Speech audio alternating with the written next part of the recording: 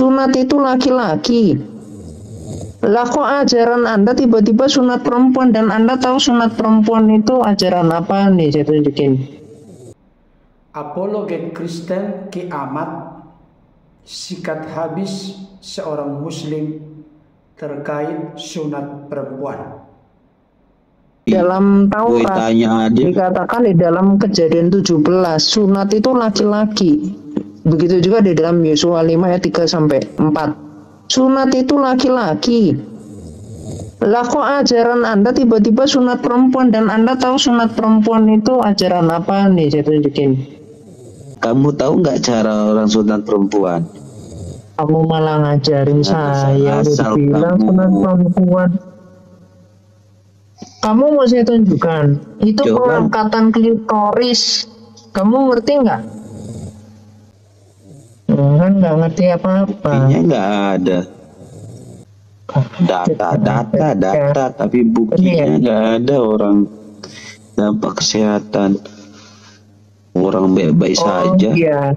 Ini lihat ya, sunat pada pria dan wanita dilakukan oleh suku-suku Arab pagan.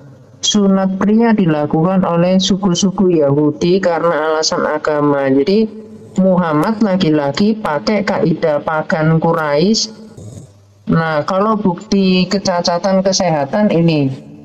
Jadi yang pertama, ini dampaknya itu kesehatan mental.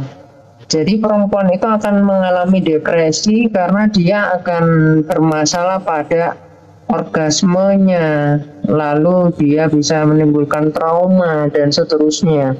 Karena itu menjadi suatu hal yang tidak nyaman. Lalu menimbulkan penyakit kista. Ini berisiko penyakit ini ya. Terus dan abses. Lalu ada pendarahan. Ya, lalu gangguan dalam berhubungan, bisa nyeri, bisa terjadi suatu trauma ya. Seperti Anda yang luka tapi udah sembuh, tapi kalau tersentuh itu masih sakit, itu namanya trauma, kena ke sarafnya, karena di klitoris itu banyak sarafnya, dan itu jelas sangat bodoh sekali ketika mengajarkan sunat perempuan. Lalu kalau ini juga yang kelima ada nyeri, terus bisa infeksi yang akibatnya, terus gangguan kemih ya, karena itu nyambung nih syaratnya, gangguan dalam persalinan. Apa yang mau kamu bantah? Dan gimana? Kenapa begitu bodohnya mengajarkan sunat perempuan? Dengar baik-baik. Potong leher saya. Kalau ternyata Islam tidak mengajarkan sunat perempuan, dan itu adalah tradisi pagan, dan itu malpraktek menurut kesehatan, bahkan dunia pun sudah melarang. Kalau ada zaman sekarang dokter yang melakukan sunat perempuan, itu akan dipecat. Nggak boleh. Dalam dunia medis nggak boleh. Dan terbukti ya, lagi-lagi Allah Israel itu adalah memang betul-betul Tuhan. Kenapa? Karena ternyata sunat laki-laki itu bermanfaat untuk kesehatan dan esensinya sangat dalam. Kalau kita bicara esensi sunat, Anda kan nggak ngerti apa-apa di Islam, mana ada dalilnya.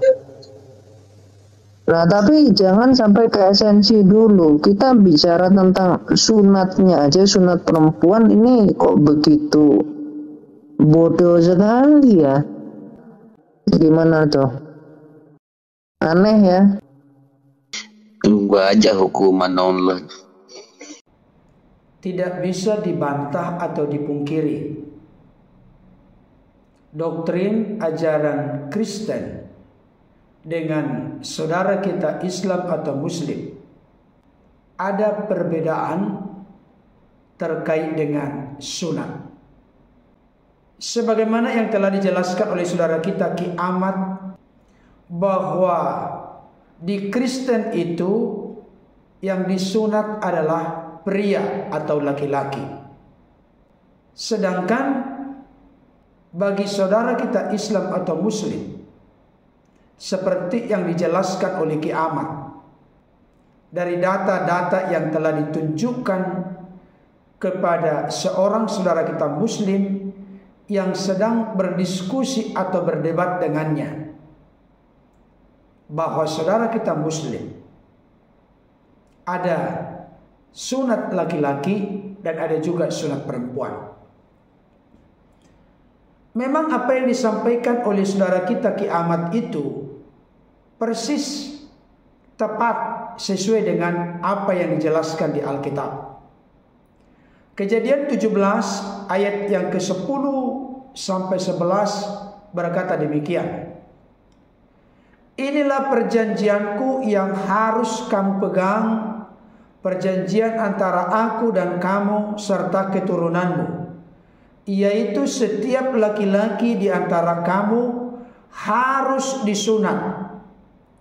Haruslah dikerat kulit katanmu, dan itulah akan menjadi tanda perjanjian antara aku dan kamu. Dari ayat ini sangat eksplisit, jelas, terang benderang kepada kita bahwa yang disunat dari Abraham dan keturunannya adalah setiap laki-laki. Sekali lagi, bahwa yang harus disunat dari Abraham dan keturunannya adalah setiap laki-laki. Maka ditegaskan di ayat 11, haruslah dikerat kulit katanmu. Ini makin spesifik, menunjukkan, membuktikan kepada jenis kelamin pria atau laki-laki. Jadi jelas indikasi petunjuknya tanpa ada keraguan sama sekali bahwa menurut Alkitab Abraham dan keturunannya yang disunat itu adalah laki-laki atau pria, bukan perempuan. Saya mau tegaskan kepada kita, ikatan perjanjian yang dibuat oleh Allah secara spesifik itu adalah ikatan perjanjian antara Allah dengan Abraham dan keturunannya. Tetapi yang jelas Bapak Ibu Saudara, intisari daripada sunat itu sebenarnya sudah ditegaskan sejak perjanjian lama. Ulangan 10 ayat 16. Sebab itu sunatlah hatimu dan janganlah lagi kamu tegar tengkuk. Jadi sejak di Ulangan 10 ayat 16, penekanannya itu bukan fokus kepada tanda lahiriah yang dibuat, tetapi kepada sunat hati. Bagaimana caranya menyunat hati? Itu dijelaskan di dalam perjanjian baru Bapak Ibu Saudara. Kalau kita lihat Kolose 2 ayat 11, dalam dia kamu telah disunat, bukan dengan sunat yang dilakukan oleh manusia, tetapi dengan sunat Kristus yang terdiri dari penanggalan akan tubuh yang berdosa. Jadi intisari atau substansi dari sunat itu bukan diletakkan kepada hal-hal yang lahiriah yang terlihat oleh mata, tanda-tanda yang lahiriah. Tetapi sunat yang sesungguhnya itu adalah penanggalan akan tubuh yang berdosa. Kalau begitu, apakah orang Kristen disunat? Yes, disunat dalam pengertian hal-hal yang bersifat hawa nafsu kedagingan yang membawa kepada perbuatan-perbuatan daging itu telah ditanggalkan, atau dengan kata lain, penanggalan akan tubuh yang berdosa. Itulah sunat yang sejati.